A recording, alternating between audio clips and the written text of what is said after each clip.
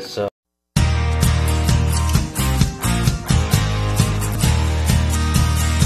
welcome sa Kusina Lex mga sano. Ngayon magluluto tayo ng oven baked pork belly, pero bago natin i-bake yung pork belly natin mga sano, ayan. Pinapakuluan ko muna siya hanggang sa lumambot at ibibilad natin bago natin i-bake. So, sa mga hindi pa nag-subscribe sa aking channel, please mag-subscribe kayo mga sano at i-view nyo rin. Saka i-likes nyo rin. Maraming salamat. Maraming salamat din sa mga nag-subscribe sa aking channel at nag-review. So, i-update ko kayo. Ayan, pinakuluan na natin. Tapos na yung linisin mga sano. So, update ko na lang kayo. So, after 40 minutes of boiling mga sano, ayan.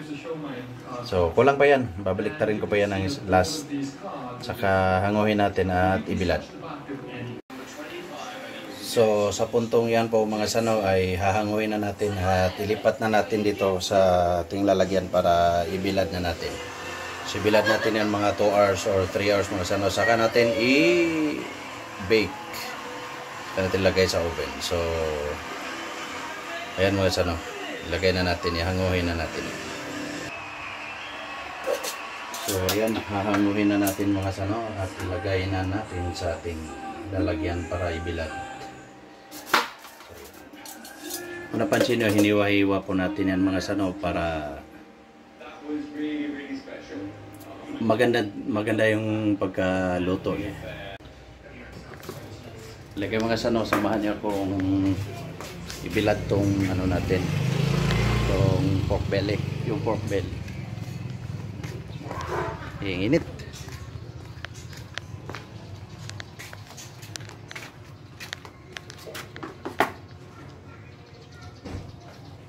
So, ayan. Bilad muna natin mga sano. So, after 3 hours, balikan natin yun. Doon sa tapat. Stay tuned. So, ayan mga sano. Yan na yung update sa pang oven bake natin na belly. Ayan, init. So, kukunin na natin para i-bake na natin. So, ayan mga sano, after 5 hours, 4 hours mahigit. So, ayan, i-oven bake na natin.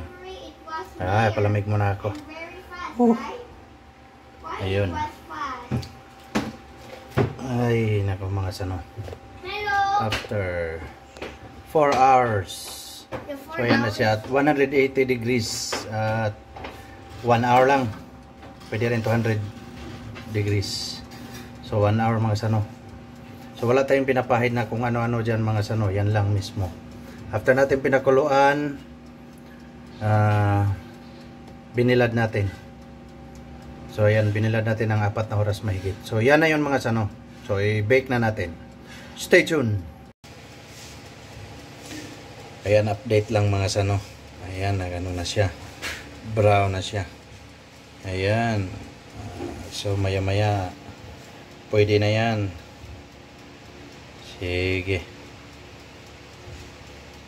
Sige pa, kulang pa. Okay, ano? Ayan, natapos na yung oven bake natin na pork belly.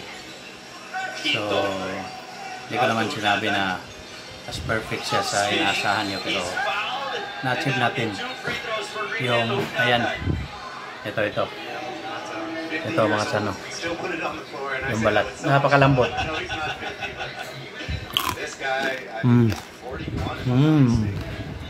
Napaka-crispy. Saka yung laman, no? Tingnan mo yung laman, ang lambot. Juicy siya. Ayan mga sano. Again.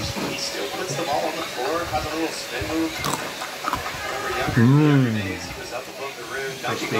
Saka ang lambot. Kaya gano'n. Sa mga hindi pa nag-subscribe sa akin channel, please mag-subscribe naman kayo mga sano.